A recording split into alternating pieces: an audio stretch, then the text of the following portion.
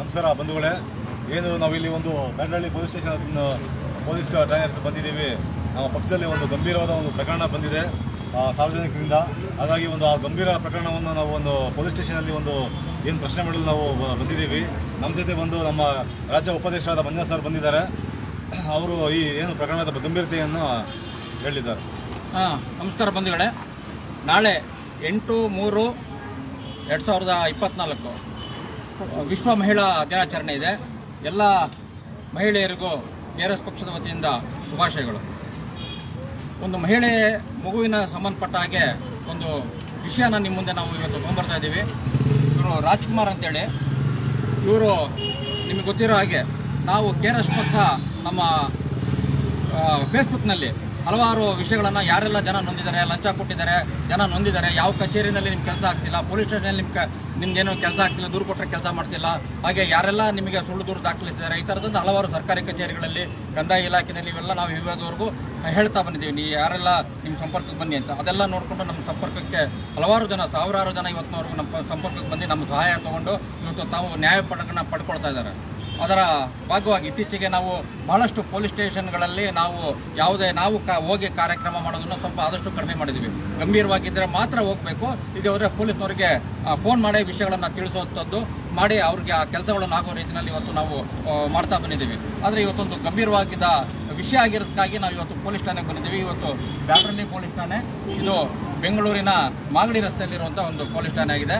ಇವರು ರಾಜ್ಕುಮಾರ್ ಅಂತ ಹೇಳ್ಬಿಟ್ಟು ಇವರು ತಮ್ಮ ಮಗುವನ್ನು ಇವತ್ತಿಗೆ 8 ದಿವಸದ ಕೆಳಗಡೆ ಶುಕ್ರವಾರ ಇವರು ಕಳ್ಕೊಂಡಿರ್ತಾರೆ. ಅಂದರೆ ಮಗು ನಾಪತ್ತೆ ಆಗಿರುತ್ತೆ, ಎಲ್ಲೋ ಇದೆ ಅಂತ ಗೊತ್ತಿರೋದಿಲ್ಲ. ಹಾಗಾಗಿ ಇವರು 8 ದಿವಸಗಳ ನಂತರ ಇವರು 9ನೇ ದಿವಸ ಅಂದರೆ ಶುಕ್ರವಾರ ಮಗು ಕಳೆದೋಗಿದೆ. ಅವತ್ತೆಲ್ಲ ಹುಡುಕಿದ್ದಾರೆ. ಮಾರನೇ ದಿವಸ ಬೆಳಗ್ಗೆ ಶನಿವಾರ ಅಂದರೆ 1ನೇ ತಾರೀಕು ಬಂದು ಇಲ್ಲಿ ದೂರು ಕೊಟ್ಟಿದ್ದಾರೆ.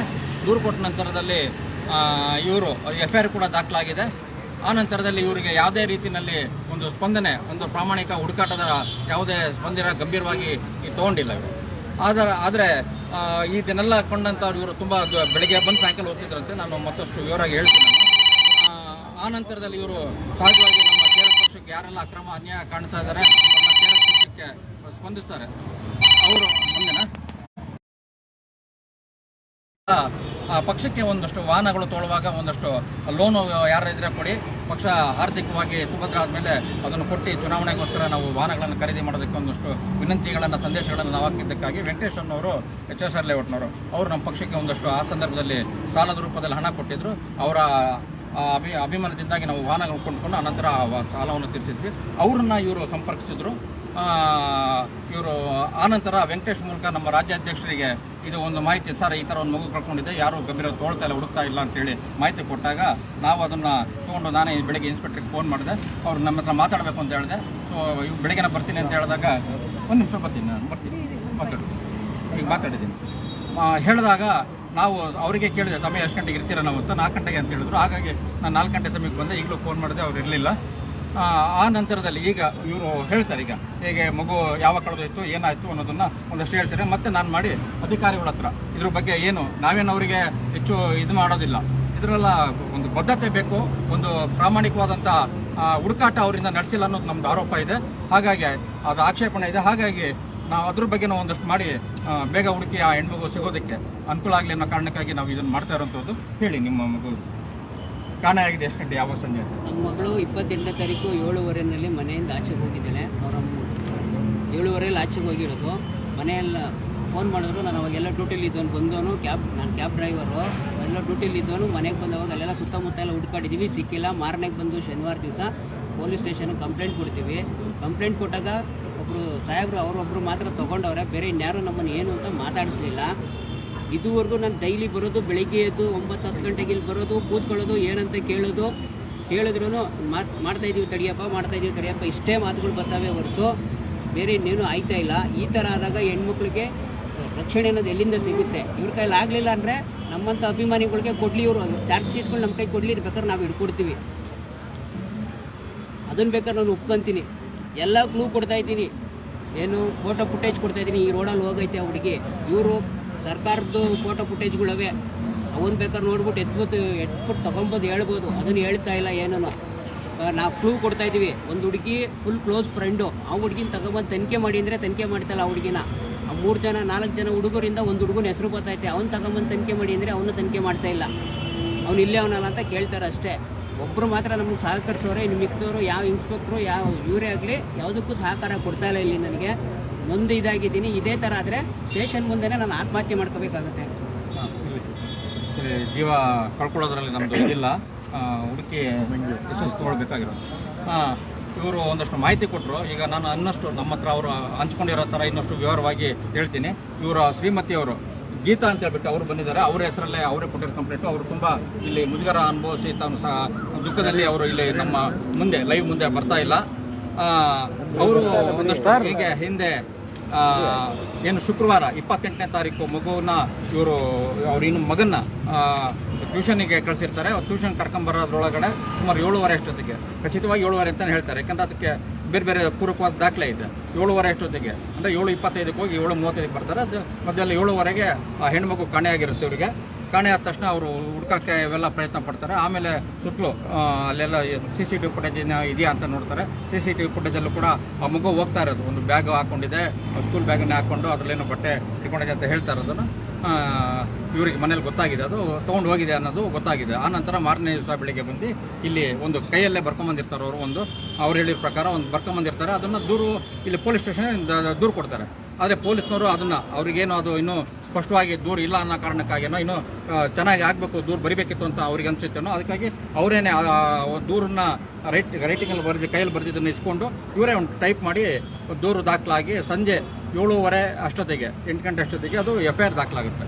FIR ದಾಖಲಾಗಿ 0101 ನಂಬರ್, ಅದು FIR ನಂಬರು 2025. ಅದಕ್ಕೆ ದಾಖಲಾಗಿ ಆದಮೇಲೆ ಇದಕ್ಕೊಂದಷ್ಟು ಇವರೇನೆ ಅವರು ಗಂಭೀರವಾಗಿ ಯಾವುದೇ ರೀತಿ ಅದು IO ಕಾರ್ತಿಕ್ ಅಂತೇಳಿ ಈ ಪ್ರಕರಣವನ್ನು ಇದರಲ್ಲಿ ಇದು ಮಾಡ್ತಾ ಇರೋಂಥದ್ದು, ಏನೋ FIR ಕಾಪಿನಲ್ಲಿ ಇರುವಂಥದ್ದು ತನಿಖಾಧಿಕಾರಿ ಹೆಸರು ಕಾರ್ತಿಕ್ ಅಂತ PSI ಅಂತ ಇದೆ. ಆದರೆ ಇವರು ಅದಾದಮೇಲೆ ಇವರೇ ಒಂದಷ್ಟು ಮಾಹಿತಿ ಕೊಟ್ಟಿದ್ದಾರೆ. ಏನೇನು ಮಗು ಎಲ್ಲೋಗಿರ್ಬೋದು, ಹೇಗಾಗಿರ್ಬೋದು ಅಂತೇಳಿ ಬೇರೆ ಬೇರೆ ಹಿಂದಿನ ಒಂದು ವಾರ ಹಿಂದಿನ ಒಡನಾಟ ಯಾರ್ಯಾರ ಜೊತೆಲಿತ್ತು ಹೀಗೆಲ್ಲ ಒಂದಷ್ಟು ಕೊಟ್ಟಿದ್ದಾರೆ. ಅದರ ಆಧಾರದ ಮೇಲೆ ಅವರು ಮಾಡಿದ್ದಾರೆ ವಿನ ಅದಾದಮೇಲೆ ಇವ್ರಿಗೆ ಯಾವುದೇ ರೀತಿಯಲ್ಲಿ ಅವರೇ ಸ್ವಯಂ ಪ್ರೇರಣೆಯಾಗಿ ಹೇಗೆ ಹುಡುಕಬೇಕು ಅನ್ನೋದನ್ನ ಯಾವುದು ಗಂಭೀರವಾಗಿ ತಗೊಂಡಿಲ್ಲ. ಯಾಕೆ ನಾನು ಈ ಮಾತನ್ನ ಗಂಭೀರವಾಗಿ ತಗೊಂಡಿಲ್ಲ ಅವರು ಅನ್ನೋದನ್ನ ಹೇಳ್ತಾ ಇದ್ದೀನಿ ಅಂತಂದ್ರೆ, ಇವರು ಅವತ್ತು ಮಾರನೇ ದಿವಸದಿಂದ ಬೆಳಿಗ್ಗೆ ಬರ್ತಾರೆ, ರಾತ್ರಿವರೆಗೂ ಸ್ಟೇಷನ್ ಕೂರ್ತಾ ಇದ್ದಾರೆ. ಬೆಳಿಗ್ಗೆ ಬರ್ತಾರೆ, ಸಾಯಂಕಾಲದೊಳಗೂ ಅವರು ಗಂಡ ಹೆಂಡತಿ ಇಲ್ಲಿ ಸ್ಟೇಷನ್ನಲ್ಲೇ ಕೂರ್ತಾರಂತೆ. ರಾತ್ರಿ 7-8 ಗಂಟೆ, ಒಂದೊಂದು ದಿವಸ 1-2 ಗಂಟೆ ಮುಂದೆ ಹೋಗೋದು, 7 ಗಂಟೆ ತನಕ ಕೂರ್ತಾರೆ ಮತ್ತೆ ಹೋಗ್ತಾರೆ. ಆದರೆ ಇಲ್ಲಿ ಕುಮಾರ್ ಅಂತ ASI ಮಾತ್ರ ಅವರು ನೋಡ್ತಾರೆ, ಹುಡುಕ್ತಾ ಇದೀವಪ್ಪ ಇದು ಅಂತ ಹೇಳ್ತಾರೆ. ಇವನ್ನ ಹೇಗೆ ಹುಡುಕ್ತಾ ಇದೀವಿ ಏನಿದೆ ಅಂತ ಹೇಳ್ತಾರೆ. ಇವರೇ ಕೊಟ್ಟಿರೋ ಮಾಹಿತಿ ಪ್ರಕಾರ ಯಾರನ್ನ ವಿಚಾರಿಸ್ತಾರೆ ಹೋಗಿ. ಮತ್ತು ಆ ನಂತರದಲ್ಲಿ ಇವ್ರು ಕೊಟ್ಟಿರೋ ಮಾಹಿತಿ ಬೇರೆ ಬೇರೆ ಯಾವುದೋ ಮಗುಗೆ ಫೋನ್ ನಂಬರ್ ಹೋಗಿತ್ತಂತೆ, ಈ ಥರದ್ದು ನಾನು ಅದ್ರ ವಿವರವಾಗಿ ಹೇಳಲ್ಲ, ಯಾಕಂದ್ರೆ ಅದು ತನಿಖೆ ಭಾಗ ಇದಾಗಲಿ ಅನ್ನೋ ಕಾರಣಕ್ಕಾಗಿ ನಾನು ಅದರ ಹೆಚ್ಚು ಮಾಹಿತಿಗಳನ್ನು ನಾನು ಕೊಡೋದಿಲ್ಲ. ಆದರೆ ಈ ಪ್ರಕ್ರಿಯೆಗಳೆಲ್ಲ ನಡೆದಿರೋದನ್ನು ನಾನು ನಿಮ್ಮ ಮುಂದೆ ಹೇಳೋಕ್ಕೆ ಇದು ಮಾಡ್ತಾ ಇರೋಂಥದ್ದು.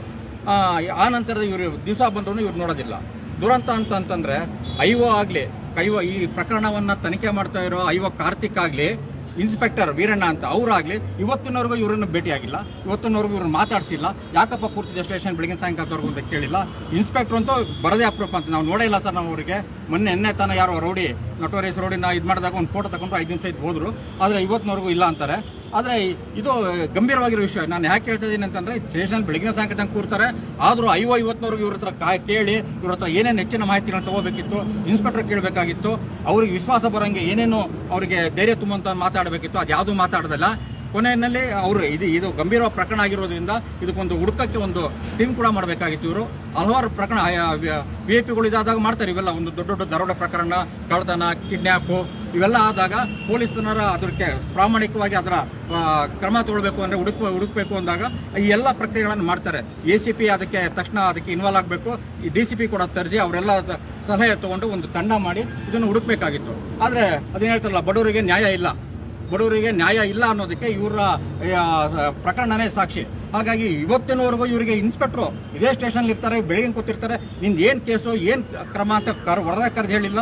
IO ಕೂಡ ಕರೆದು ಹೇಳಿಲ್ಲ. ಇದು IO ಅಂತಂದ್ರೆ ಏನು ಇಡೀ ಪ್ರಕರಣದ ತನಿಖೆ ಹೇಗೆ ಮಾಡ್ತಾರೆ ಅವರು? ಇವರಿಂದ ದೂರದಾರಿಯಿಂದನೇ ಮಾಹಿತಿ ತಗೊಂಡಿಲ್ಲ ಅಂತಂದ್ರೆ ಹೆಚ್ಚಿನ ಮಾಹಿತಿನ ಅವ್ರು ಇನ್ಯಾವ ರೀತಿ IO ಆಗಿ ಇದು ಮಾಡ್ತಾರೆ? ಏನ್ ತರಬೇತಿ ತಗೊಂಡಿದ್ದಾರೆ ಅವರು? ಇದು ಪೊಲೀಸ್ನವರ ಹುಡುಕಾಟದ ಒಂದು ಬಡವರ ದೂರನ್ನ ಹೇಗೆ ನಿರ್ಲಕ್ಷ್ಯ ಮಾಡ್ತಾರೆ ಅನ್ನೋದಕ್ಕೆ ಈ ಪೊಲೀಸ್ ಸ್ಟೇಷನ್ ಬ್ಯಾಡ್ರಲ್ಲಿ ಪೊಲೀಸ್ ಸ್ಟೇಷನ್ ಕರ್ತವ್ಯ ಲೋಪ ಮಾಡಿರೋ ಅಧಿಕಾರಿಗಳು ಸ್ಪಷ್ಟ ಉದಾಹರಣೆ. ಏಕೆಂದ್ರೆ ನಾನು ಬೆಳಿಗ್ಗೆ ಫೋನ್ ಮಾಡಿದಾಗ ಎಫ್ ಐ ಆರ್ ಹಾಕಿದ್ವಿ, ಹುಡುಕ್ತಾ ಇದೀವಿ ಅಂತ ಅವ್ರು ಹೇಳಿದ್ರು. ಸರ್ ನಾನು ಬರ್ಬೇಕು ಮಾತಾಡಬೇಕು ಅಂತ ಅಂದೆ. ಈಗ ಕೂಡ ನಾನು ಇನ್ಸ್ಪೆಕ್ಟರ್ ವೀರಣ್ಣ ಅವ್ರ ಹತ್ರ ನಾನು ಮಾತಾಡಿದಾಗ ಎಫ್ ಐ ಆರ್ ಹಾಕಿಲ್ವಾ ಅಂತ ಕೇಳಿದ್ರು. ಎಫ್ ಐ ಆರ್ ಹಾಕಿದೆ ಅಂದ್ರೆ ಎಫ್ ಐ ಆರ್ ಹಾಕಿದೀವಿ ಹಾಕಿಲ್ಲ ಅನ್ನೋದು ಸ್ಪಷ್ಟತೆನೇ ಇಲ್ಲ ಅವ್ರಿಗೆ, ಇನ್ಸ್ಪೆಕ್ಟರ್ಗೆ. ಇನ್ನು ಎಷ್ಟರ ಮಟ್ಟಿಗೆ ಈ ದೂರ ಇಲ್ಲಿ ಅವರ ಅಂಡರ್ನಲ್ಲಿರೋ ಸ್ಟೇಷನ್ ಆ ಮುಖ್ಯಸ್ಥರಾಗಿರೋ ಸ್ಟೇಷನ್ ಅವ್ರು ಎಷ್ಟು ಮಾಹಿತಿಗಳನ್ನು ಸಂಗ್ರಹ ಮಾಡ್ತಾರೆ.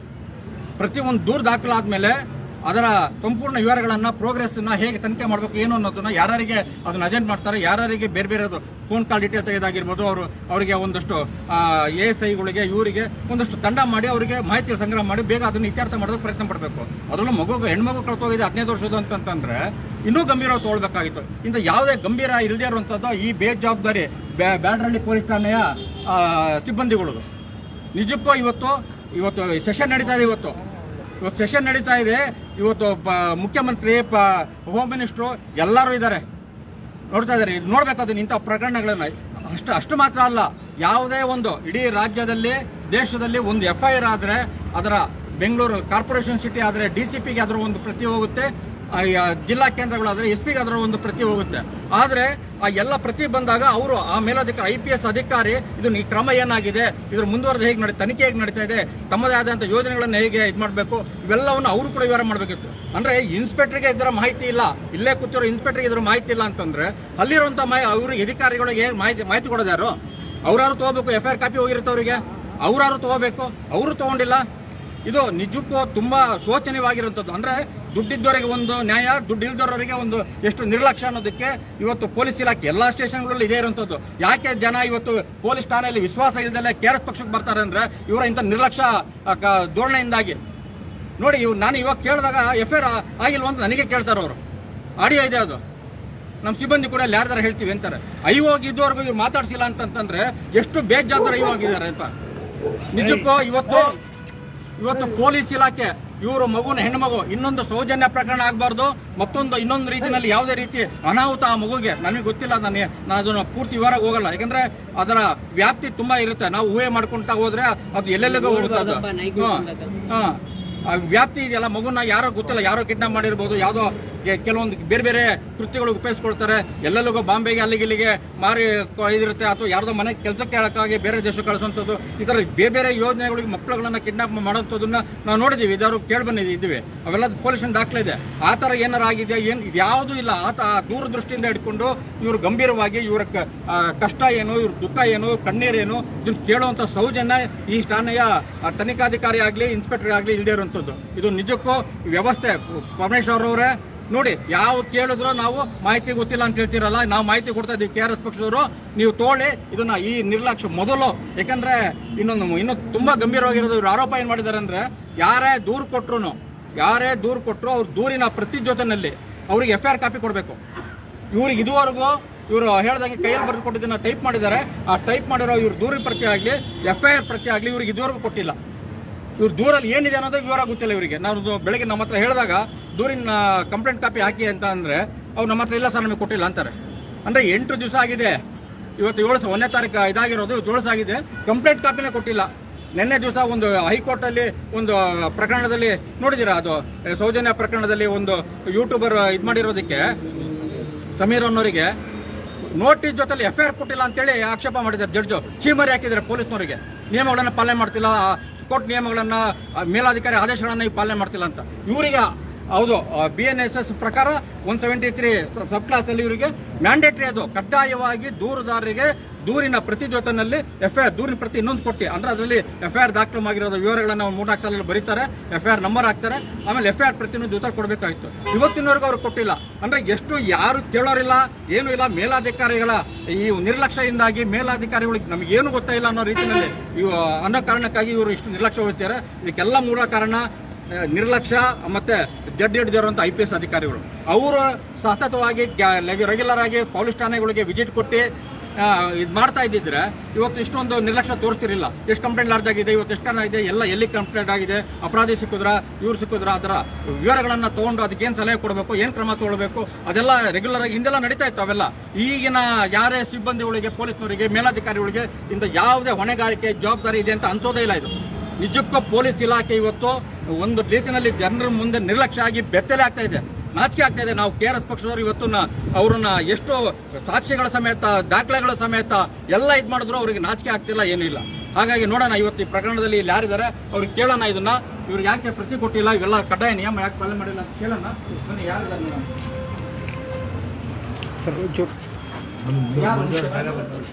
ಅಲ್ಲ,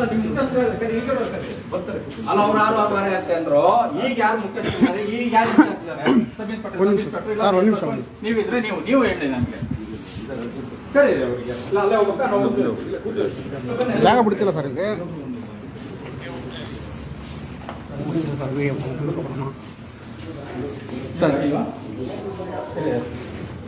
ಯಾವುದು ಇಲ್ಲ ಅಲ್ಲ ಇಲ್ವಾ ಅವರೇನಾ ಕಾರ್ತಿಕ್ ಅವರು ಯಾರ ಪರಿಚಯ ಮಂಜುನಾಥ್ ಅಂತ ನನ್ನ ಹೆಸರು. KRS ಪಕ್ಷದ ರಾಜ್ಯ ಉಪಾಧ್ಯಕ್ಷ ಆಗಿದ್ದೇನೆ. ಅದೇ ಒಂದು ಇದುವರೆಗೂ ನಾವು ಕೇಳಿಸ್ಕೊಂಡ್ರಿ, ತಾವು ಅಲ್ಲಿ ನಿಂತಿದ್ರೆ ಒಂದು ಮಗು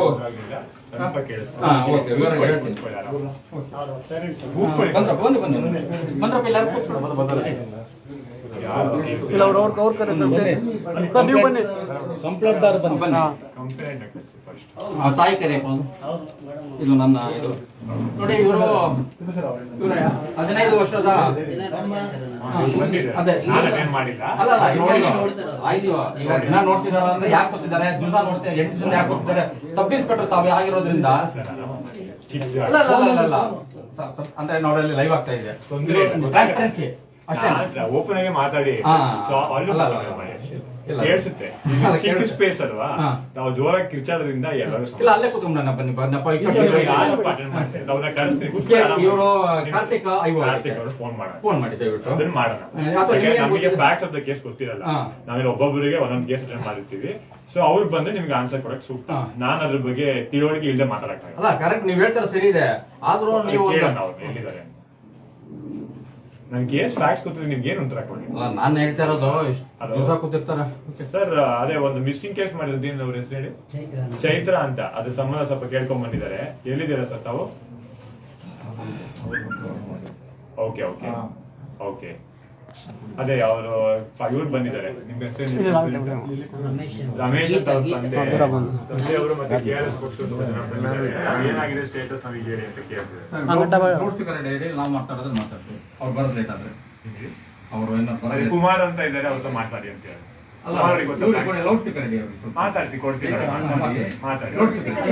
ಅವರು ಮಾತಾಡ್ತಾರ ನೋಡಿ, ಹಾಕೊಡಿ ನೀವು ಸ್ಪೀಕರ್ ಅಲ್ಲಿ ಏನ್ ಮಾತಾಡಿ. ನೀವು ನಂಬರೇ ಕೊಡ್ತೀನಿ, ಕಾರ್ತಿಕ್ ನಿಮ್ಮ ನಂಬರ್ ಕೊಡ್ತೀರಾ, ಫೋನ್ ಮಾಡ್ತೀನಿ. ಫೋನ್ ಮಾಡಿ ಅದ್ರಲ್ಲಿ ಏನಿದೆ ಮಾತಾಡಿ, ಮಾತಾಡ್ರಿ. ರೆಕಾರ್ಡ್ ಮಾಡ್ಕೊಳ್ಳಿ, ಏನಾದ್ರೂ ಮಾಡ್ಕೊಳ್ಳಿ.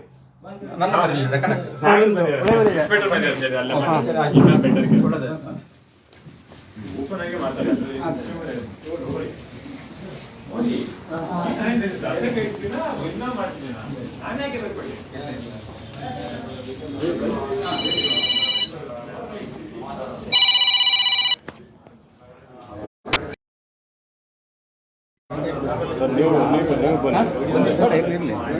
ಕ್ಯಾಮ್ರಾ ಅಲ್ಲೂ ಇದೆ. ನಮ್ಮ ಚೇಂಬರ್ನ ಕ್ಯಾಮ್ರಾ ಮಾಡಂಗಿತ್ತು, ವಿಡಿಯೋ ಮಾಡಂಗಿತ್ತು. ಇಲ್ಲ ನೀವು ತನಿಖೆಯನ್ನು ಮಾಡ್ತಾ ಇಲ್ಲ, ನೀವು ಇದು ಮಾಡಿ ದಯವಿಟ್ಟು ವಿಡಿಯೋ ಮಾಡಂಗಿಲ್ಲ. ಇಲ್ಲ ಇಲ್ಲ ವಿಡಿಯೋ ಮಾಡಬಾರ್ದು ಆದೇಶ ಹೌದು ತೋರಿಸಿ. ಅದಷ್ಟು ನಂದನೇ ನಿಮಗೆ ತನಿಖೆ ಮಾಡ್ತಾರೆ, ಇದು ಪ್ರಕರಣ ಇದ್ರೆ ಮಾತ್ರ ವಿಡಿಯೋ ಮಾಡಬಾರ್ದು, ವಿಡಿಯೋ ಮಾಡಬಾರ್ದು ಅಂತ ಹೇಳಿ ನಾವು ಕ್ಷಮೆ ಕೇಳ್ತೀವಿ, ಆಫ್ ಮಾಡ್ತೀವಿ. ಆ ಆದೇಶ ನೀವು ಯಾರು ತೋರಿಸ್ತೀನಿ, ಅದು ತೋರಿಸಿದ ಮೇಲೆ ಇಲ್ಲ ಅಂತಂದ್ರೆ ಮಾಡಿ, ಇತ್ತು ಅಂದ್ರೆ ಬೇಡ ಅದನ್ನ ಆಫ್ ಮಾಡಿ. ಅಲ್ಲ ಅಲ್ಲ ಇದು ತೋರಿಸಿ, ತರಿಸ್ತಾ ಇದ್ದೀನಿ ನನಗೆ ಇರ್ಲಿ. ಯಾಕಂದ್ರೆ ಎಲ್ಲ ತೋರ್ಸೋತನ ಆಫ್ ಮಾಡಿ. ಇಲ್ಲ ಹೊರಡೆ ಬಂದ್ಬಿಟ್ಟು ತೋರಿಸ್ತೀನಿ, ಹೊರಡೆ ಬಂದ್ಬಿಟ್ಟು ಮಾತಾಡೋಣ. ಬರ್ತೀನಿ, ಬನ್ನಿ ಬರ್ತೀನಿ ಬನ್ನಿ ಬರ್ತೀನಿ ಬಂದ್ರಿ ಮುಗಿಸ್ಬಿಡೋಣ. ಅಲ್ಲೇ ಬರ್ತೀನಿ, ಬನ್ನಿ ಬರ್ಲಿ, ಅವ್ರು ಬರ್ತಾರಂತೆ.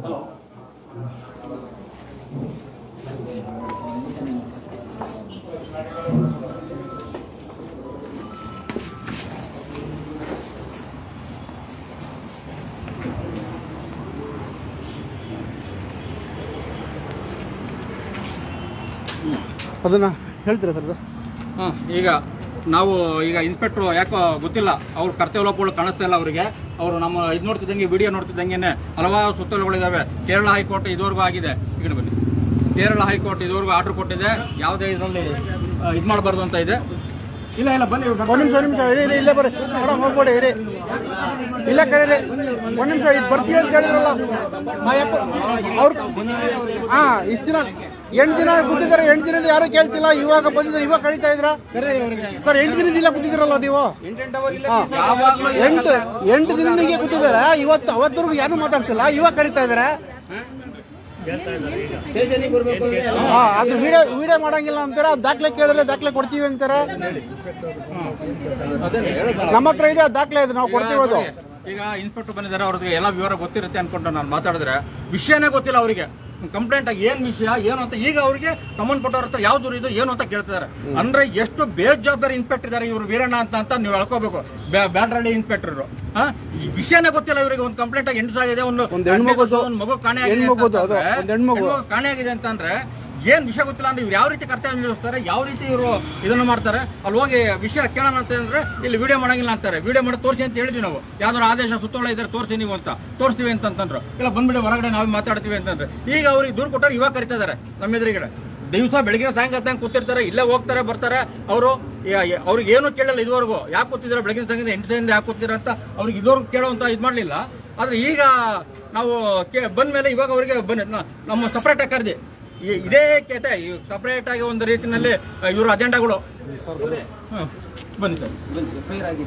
CDR ಹಾಕಿದ್ದೀವಿ, ಆದಷ್ಟು ಬೇಗ ಪತ್ತೆ ಮಾಡ್ಕೊಡ್ತೀವಿ, 2 ದಿನದಲ್ಲಿ ಮಾಡ್ತೀವಿ. ಓಕೆ ಸರಿನಾ? ಸರಿ, ಇನ್ನೊಂದು ನಿಮಿಷ ಸರ್. ನಾನು ನೀವು ಹೇಳಿದ್ರೆ ನನಗೆ ಇದು ಗೊತ್ತಾಯ್ತು. ನೀವು ಬೆಳಗ್ಗೆ ಫೋನಲ್ಲಿ ಕೇಳಿದೆ ನಿಮಗೆ ನೋಡಿ. ಒಂದು ನಮಗೆ ಇರುವಂತ ತುಂಬಾ ಗಂಭೀರವಾಗಿರುವಂತ ಪ್ರಶ್ನೆಗಳು ನಿಮ್ಮಿಂದ ಆಗಿರೋಲ್ಲ, ನೇರವಾಗಿ ಹೇಳ್ತಾರೆ.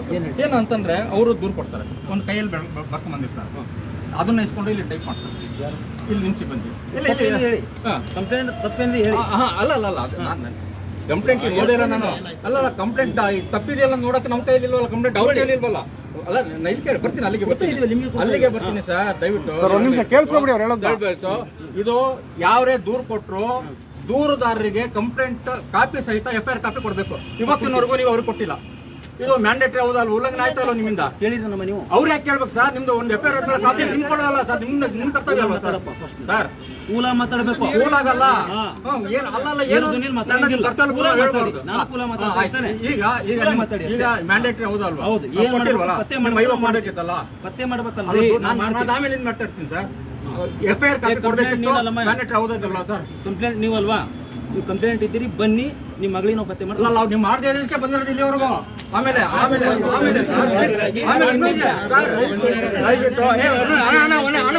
ನೀವೇ ಹೇಳ್ಬೇಕು ಅಣ್ಣ, ನೀವೇ ಹೇಳ್ಬೇಕು. 4 ದಿನ ನಮ್ಮ ಜೊತೆ ಇದ್ದೀರಾ, ಏನೇನು ಎಫೆಕ್ಟ್ ಆಗ್ತಾ ಇದ್ದೀರಾ?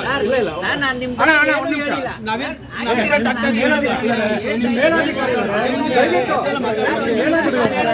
ಅವ್ರೇನು ಹೇಳಿಲ್ಲ. ಸ್ವಲ್ಪ ನಮ್ಮ ಕುಮಾರ್ ASI ಎಫರ್ಟ್ ಹಾಕಿದ್ರೆ ಹಾಕಿಲ್ಲ ಸರ್, ನಿಜ ಹೇಳ್ಬಿಡು. ಇಲ್ಲ ಅಂತ ನಾನು ಹೇಳಿಲ್ಲ ಅಷ್ಟೇ. ಬನ್ನಿ ಸರ್, ಮಾಡ್ತೀವಿ. ಹೌದು ಸರ್, ಪತ್ತೆ ಮಾಡಿ. ಈಗ ಓಡೋದಲ್ಲ ದಯವಿಟ್ಟು. ಅಣ್ಣ ಒಂದು ನಿಮಿಷ, ನಾ ಕೈ ಮುಗಿತೀನಿ.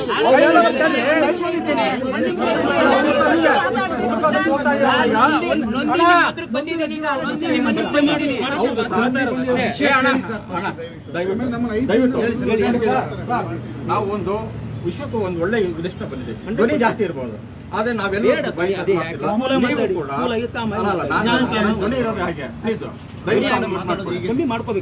ನಾವೇನೋ ತಪ್ಪ ಮಾತಾಡಿದ್ರೆ ಬೇಕಾದ್ರೆ ಮಾತಾಡೋದನ್ನ ಇದು ಮಾಡ್ಬಿಟ್ಟು ನೋಡಿ. ಮೊದಲನೇದಾಗಿ ನಿಮ್ ಕಡೆಯಿಂದ ಆಗಿರೋ ಕರ್ತವ್ಯ ಕೊಡೋರು, ನಿಮ್ಮ ಐವ ಎಸ್ಪೆಷಲಿ ನೀವು ಅದರಲ್ಲಿ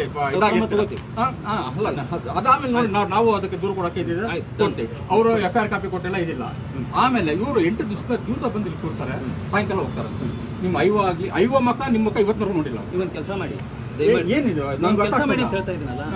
ನಿಮಗೆ ಏನೇನು ಇದರಲ್ಲಿ ಆಮೇಲೆ ಸರ್ ನಾವು ಈಗ ಎಲ್ಲ ಕಡೆ ಕೇಳಿದ್ರು, ನೀವೇನ್ ಕೊಡ್ತೀರಾ, ನಮ್ಮ ಮೇಲೆ ದೂರ ಕೊಡ್ತೀರಾ, ಕೊಡಿ, ಇದೆಲ್ಲ ಸಾಧುವಾದ ಮಾತು. ಆದ್ರೆ ಇದುವರೆಗೂ ಆಗಿರೋದಾಗಿಲ್ಲ. ನೀವು ಅಲ್ಲ ಆಗಿರ್ತಕ್ಕಂಥ ಕಿಡ್ನಾಪಿಂಗ್ ಇರ್ಲಿ ಮಿಸ್ಸಿಂಗ್ ಇರ್ಲಿ ನಿಮ್ಗೆ ಈಗ ನಾವ್ ಯಾಕೆ ಬಂದ್ವಿ? ಅವ್ರು ನಮ್ಮ ಹತ್ರ ಯಾಕೆ ಬಂದ್ರು? ನಮ್ಮ ಹತ್ರ ಯಾಕೆ ಬಂದ್ರು? ಬ್ಯಾಡರಳ್ಳಿ ಪೊಲೀಸ್ ಸ್ಟೇಷನ್ ನಲ್ಲಿ ಹೋದ ವರ್ಷ 200 ಮಿಸ್ಸಿಂಗ್ ಆಗಿದೆ. 1000 ಮೇಲೆ FIR ಆಗಿದೆ. ಅದರಲ್ಲಿ ಮಿಸ್ಸಿಂಗು ಕಿಡ್ನಾಪಿಂಗ್ ಎರಡು ಮಾತ್ರ ಪೆಂಡಿಂಗ್ ಇವೆ. 198 ಪತ್ತೆ ಮಾಡಿದೀವಿ. ನಮಗೆ CP Saheb commissioner Saheb appreciation letter ಕೊಟ್ಟಿದ್ದಾರೆ. ನೀವು ಹೈಯೆಸ್ಟ್ ಪತ್ತೆ ಮಾಡಿದಿರಿ ಬ್ಯಾಡರಳ್ಳಿ ಅವರು ಅಂತೇಳಿ. ಕಳ್ತನ ಆಗಿರ್ತಕ್ಕಂಥವ್ರು ಪತ್ತೆ ಮಾಡೋದಾಗ್ಲಿ, ಮಕ್ಕಳು ಹೆಣ್ಮಕ್ಳು ಹೋಗಿರ್ತಕ್ಕಂಥ ಪತ್ತೆ ಮಾಡೋದಾಗ್ಲಿ, ಫೋನ್ ನಂಬರ್ ಇರಲ್ಲ, CDR ಹಾಕೊಳ್ಳೋಕೆ ಲೊಕೇಶನ್ ಇರಲ್ಲ. ಅರ್ಥ ಆಯ್ತಾ? ಕಳ್ತನ ಆಗಿರ್ತಕ್ಕಂಥ ಕಳ್ಳಗ್ ಪತ್ತೆ ಮಾಡೋದಾಗ್ಲಿ, ಹೋಗಿರ್ತಕ್ಕಂಥ ಮಕ್ಕಳಿಗೆ ಪತ್ತೆ ಮಾಡೋದಾಗ್ಲಿ ಎರಡೂ ಒಂದೇ ನಮಗೆ. ಅರ್ಥ ಆಯ್ತಾ? ಅಷ್ಟೇ ಮಾಡಿದೀವಿ ನಾವು. ಹೆಣ್ಮಗು ಇರೋದ್ರಿಂದ ಇದನ್ನು ಮಾಡ್ಕೊಡ್ತೀವಿ ಸರ್. ಒಂದು ಮಾಡ್ಲೇಬೇಕು. ತನಿಖೆ ಭಾಗ ನಾವು ಕೇಳ್ತಾ ಇದ್ದೀವಿ. ತನಿಖೆ ಭಾಗ ಕೇಳಕ್ ನಮಗೆ ತನಿಖೆ ಮಾಡ್ಬೇಕು, ಈಗ ಮಾಡಬಾರ್ದು ಅಂತ ಹೇಳೋ ಅಧಿಕಾರ ಯಾರು ಇಲ್ಲ. ನಾವು ಅದನ್ನ ಪ್ರಶ್ನೆ ಮಾಡ್ತಿಲ್ಲ. ಮಾಡೇ ಮಾಡ್ಬೇಕಲ್ಲ. ಆದ್ರೆ ಅಲ್ಲಲ್ಲ ಸರ್, ನಾವು ಆ ಭಾಗಕ್ಕೆ ಬರ್ತಿಲ್ಲ. ತನಿಖೆಯನ್ನ ಅವ್ರಿಗೆ ಯಾಕೆ ಮಾಡಿಲ್ಲ, ಅವ್ರಿಗೆ ಯಾಕೆ ತಕೊಂಬಂದಿಲ್ಲ, ಇವ್ರಿಗೆ ನಾವ್ ಏನು ಕೇಳ್ತಿಲ್ಲ. ತನಿಖೆ ನೀವ್ ಹೇಗ್ ಮಾಡ್ತೀರಾ ಅನ್ನೋದ್ರ ಬಗ್ಗೆ ನಾವು ಪ್ರಶ್ನೆ ಇಲ್ಲ. ತನಿಖೆನೇ ಮಾಡದೇ ಇರೋದ್ರ ಬಗ್ಗೆ ಅಷ್ಟೇ ಇರುತ್ತೆ. ಹೇಳಿದ್ರಲ್ಲ ನಾವು ಮಾಡಿಲ್ಲ ಅಂತ ಅವ್ರು ಹೇಳಿದ್ರು. ಅವ್ರು ಬೆಳಗ್ಗೆ ಇವ್ರು ಕೊಟ್ಟಿರೋ ಮಾಹಿತಿ ಆಧಾರದ ಮೇಲೆ ಎಷ್ಟು ಹೋಗ್ತಾರೆ, ಇವ್ರು ಯಾರು ಇನ್ಫಾರ್ಮೇಶನ್ ಅಷ್ಟನ್ನ ಕೇಳ್ಕೊಳ್ತಾರೆ, ಬರ್ತಾರೆ. ನೋಡಿ, ಯಾರೋ ಒಬ್ರು ದರ್ಶನ್ ನನ್ನ ಹುಡುಗ ಬೇಕಾಗಿ ಕುತ್ಕೊಂಡು ಹೋಗ್ತಾ ಅಂತ ಹೇಳ್ತಾರೆ. ಅವ್ರ ಮನೆ ಹೋಗಿದ್ದಾರೆ, ಬಂದಿಲ್ಲ. ಆಮೇಲೆ ಹಿಂದ್ಗಡೆ ಮಾಡಿದ್ದಾರೆ ಅಷ್ಟೇ ಮುಗಿತ್ತು, ಮತ್ತೆ ಮುಂದಿಲ್ಲ, ಮುಂದಾಗಿಲ್ಲ. ಒಂದು CDR ಹಾಕೊಂಡಿರ್ತೀವಿ, ಚೆಕ್ ಮಾಡ್ತೀವಿ, ಅವ್ರು ಮಾತಾಡ್ಯಾರ ಇಲ್ಲ. ಇಬ್ಬರು ಮೂರು ಹುಡುಗರ ಜೊತೆ ಮಾತಾಡ್ತಾರಂತೆ ಅಮ್ಮ ಹುಡುಗಿ. ಅವ್ರು ಎಲ್ಲರಿಗೂ ಕರೆದಿಕೇಶನ್ ವಿಚಾರಣೆ ಮಾಡಿದ್ದಾರೆ. ಮೇಡಮ್ ಮೂರ್ನಾಲ್ಕು ಜನ ಹುಡುಗರು ಇಲ್ಲೇ ಇದ್ದಾರೆ. ಅವ್ರು ಯಾರು ನಮ್ಗೆ ಹೆಸರು ನೇಮ್ ಕೊಟ್ರು, ಅವ್ರು 4 ಜನನು ಇಲ್ಲೇ ಇದ್ದಾರೆ. ನೋಡಿ, ನಿಮ್ ಬಗ್ಗೆ ಒಳ್ಳೆ ಅಭಿಪ್ರಾಯ ಹೇಳಿದ್ರು. 4 ಜನ ಇದ್ದಾರೆ. ಇವ್ರು ಯಾರೋ ಒಂದ್ ಹೆಸರು ಹೇಳಿದ್ರು, ಅವ್ನು ಬಾಯ್ ಬಿಡ್ತಾರಲ್ಲ, ಇವ್ರ ಮುಂದೆ ಹೊಡೆದಾಕ್ಬಿಟ್ಟೆ ನೆನೆ ಬೆಳಿಗ್ಗೆ. ಅಲ್ಲ, ದಯವಿಟ್ಟು ನಾನು ನಮ್ಮಲ್ಲಿ ಮಿಸ್ ಆಗ್ತವೆ ಸ್ವಲ್ಪ. ನೋಡಿ, ನಾನು ಅದು ಹೇಳಿದ್ದೀನಿ. ಅದು ಆಗಿದ್ದಕ್ಕೆ ಅವರು ಬೇಜಾರು ಮಾಡ್ಕೊಂಡ್ರಲ್ಲ. ನನ್ನಿಂದ ಒಂದು ಹುಡುಗನ ಅಲ್ಲ, ನಾವು ಅವ್ರು ಏನ್ ಮಾಹಿತಿ ಕೊಡ್ತಾ ಇದಾರೆ ಅಷ್ಟನ್ನೇ ತಗೊಂಡು ಇದ್ ಮಾಡ್ತಾ ಇದಾರೆ. ವಿನ್ನ ಅದು ಬಿದ್ದು ನಿಮ್ಮ ಇನ್ವೆಸ್ಟಿಗೇಷನ್ ಏನ್ ಟ್ರೈನಿಂಗ್ ಆಗಿ ಬಂದಿರುತ್ತಲ್ಲ, ಒಂದು ಇದನ್ನ ಮಾಡ್ಬೇಕಾಗಿರೋದು ಒಂದು ಗಂಭೀರವಾಗಿರೋ 15 ವರ್ಷದ ಹೆಣ್ಮಗು ಸರ್ ಸ್ಕೂಲ್ ಹತ್ರ ಹೋಗಿದ್ದೀವಿ. ಅಲ್ಲ ಮಾಡಿದಾರ, ಅದನ್ನೆಲ್ಲ ಕೊಟ್ಟಿದ್ದಾರೆ. ಸರ್ ಪ್ರಿಲಿಮಿನರಿ ಏನಾಗೋದಾಗಿದೆ ಸರ್, ಪ್ರಿಲಿಮಿನರಿ ಏನಾಗುತ್ತೆ? ಸಸ್ಪೆಕ್ಟ್ ನಂಬರ್ಗಳು CDRಗೂ ಹಾಕೊಂಡಿದ್ದೀವಿ. ಅಲ್ಲ ಸರಿ ಸರ್, ಸಾಯಂಕಾಲ CDR ಬರುತ್ತೆ. ದಯವಿಟ್ಟು ಇಲ್ಲಿ ನಾವು ನಿಮ್ಮ ವಿರುದ್ಧ ಬಂದಿಲ್ಲ. ಒಂದು ಹೆಣ್ಣು ಮಗು, 15 ವರ್ಷದ ಹೆಣ್ಣು ಮಗು, ಇನ್ನೊಂದು ಸೌಜನ್ಯ ಪ್ರಕರಣ ಆಗ್ಬಾರ್ದು. ಇನ್ನು ಆ ಒಂದು ಕಾಳಜಿಯಿಂದ ನಾವು ಇಲ್ಲಿವರೆಗೂ ಬಂದಿರೋದು. ಫೋನಲ್ಲೇ ನಾವು ಇದು ಮಾತಾಡಬಹುದಿತ್ತು. ಬಹಳಷ್ಟು ಇತ್ತೀಚಿನ ತಿಂಗಳಲ್ಲಿ ಮಾಡ್ತಾ ಇರೋದು ಕೂಡ ಕೆಲಸ ಮಾಡೋಣ. ಅಲ್ಲ ಆಯ್ತು. ಈಗ ನಾಳೆ ಮಹಿಳಾ ಸಮಾವೇಶ, ಮಹಿಳಾ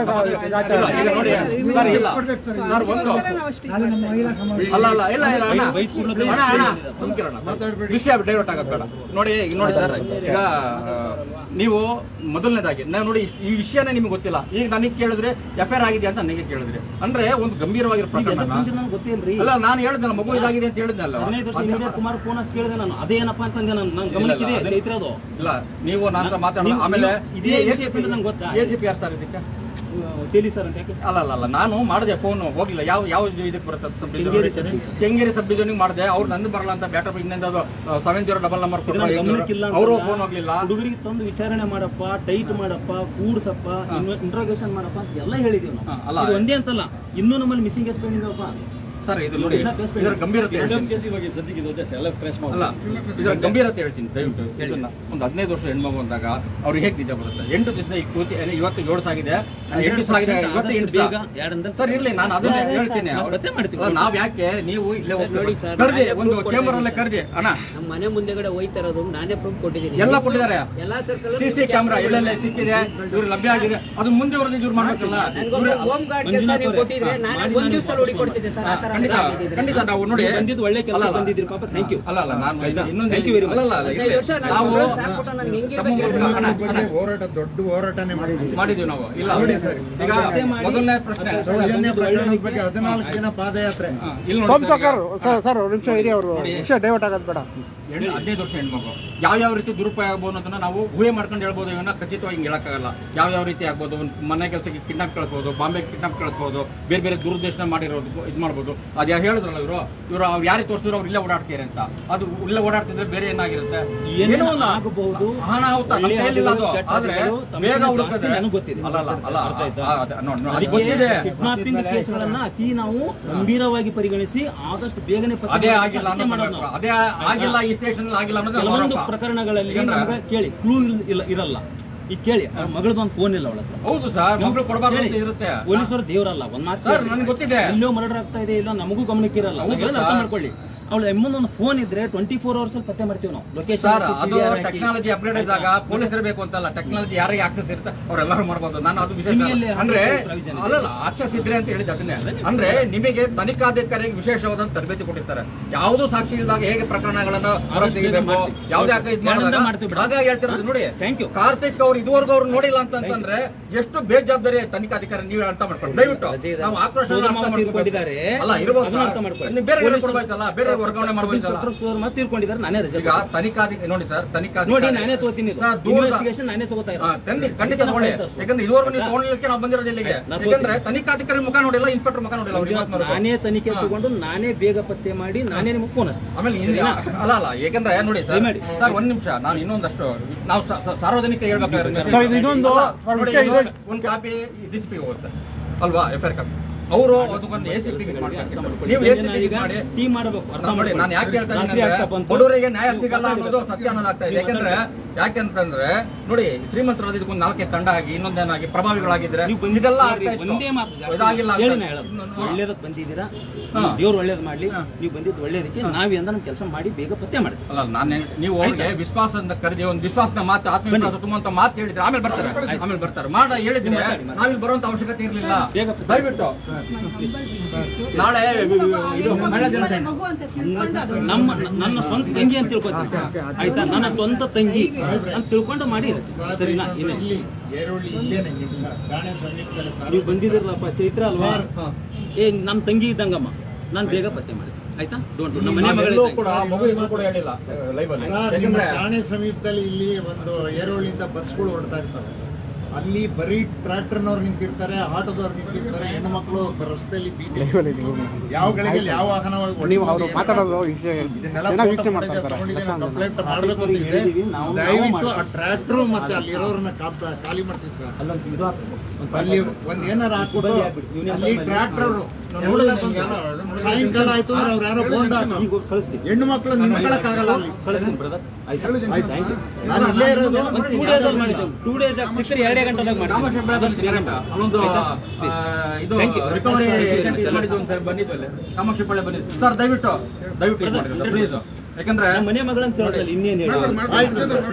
ದಯಮಾಡಿ 15 ವರ್ಷದ ಮಗು, ಹಾಗಾಗಿ ಇನ್ನೊಂದು ಸೌಜನ್ಯ ಪ್ರಕರಣ ಆಗಬಾರ್ದು, ಎಲ್ಲೋ ಬಾಂಬೆ ಜೀವನ ಕಳ್ಕೋಬಾರ್ದು, ಯಾವ್ದೋ ದುರುದ್ದೇಶದ ಯಾರೋ ನಿಮ್ಮ ಕಿರಾತಕರು ಇದ್ದಾರೆ, ಬಂಬಲ್ಲು ನಿಮ್ಮ ಕಿರಾತಕರು ತುಂಬಾ ಇದ್ದಾರೆ. ಇಷ್ಟ ಆಯ್ತು, ಥ್ಯಾಂಕ್ ಯು. ಅಲ್ಲ, ಆಯ್ತು. ಈ ಪ್ರಪಂಚದಲ್ಲಿ ಸುತ್ತಮುತ್ತಲಿನ ಕಿರಾತಕರಿದ್ದಾರೆ, ಅವ್ರು ದುರುಪಯೋಗ ಮಾಡ್ಕೊಳ್ತಾರೆ ಇದ್ದಾರೆ. ಅವ್ರನ್ನ ಮಾಹಿತಿ ತಗೊಳ್ಳಿ, ಅವ್ರಿಗೇನಿದೆ ನಿಮ್ಮ ಇದರಲ್ಲಿ ಆತರ ಆಕ್ಟಿವಿಟಿ ಇರುವಂತವ್ರು ಯಾರಿದ್ದಾರೆ ನಿಮಗೆ ಇರುತ್ತೆ ಮಾಹಿತಿ, ದಯವಿಟ್ಟು ಅದನ್ನ ಮಾಡ್ಕೊಳ್ಳಿ ಪ್ಲೀಸ್. ಕೈ ಮುಗಿದು ವೆರಿ ಮಚ್. ನೀವು ಇದನ್ನ ತೋರಿಸಲ್ಲ ನಮಗೆ ಸರ್.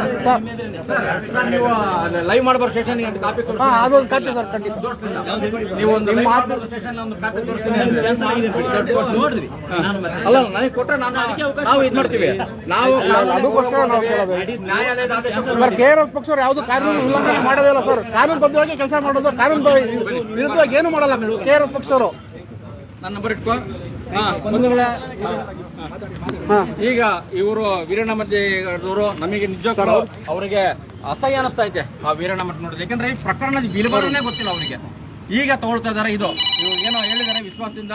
ಅವ್ರಿಗೆ ನೋಡೋಣ ಮುಂದೆ ಆ ಮಗುಗೆ ಎಷ್ಟು ಬೇಗ ಹುಡುಕಿ ಏನೋ ತೊಂದರೆ ಸಿಗಾಕೊಳ್ದಾರಂಗೆ ಸೇಫ್ ಆಗಿ ಆ ಮಗುವನ್ನ ಇವರು ಕುಟುಂಬದವ್ರ ಜೊತೆ ಒಪ್ಪಿಸೋದ್ರ ಮೂಲಕ ಇದ್ ಮಾಡ್ಲಿ ಅಂತ ಕೇಳ್ಕೊಳ್ತೀನಿ.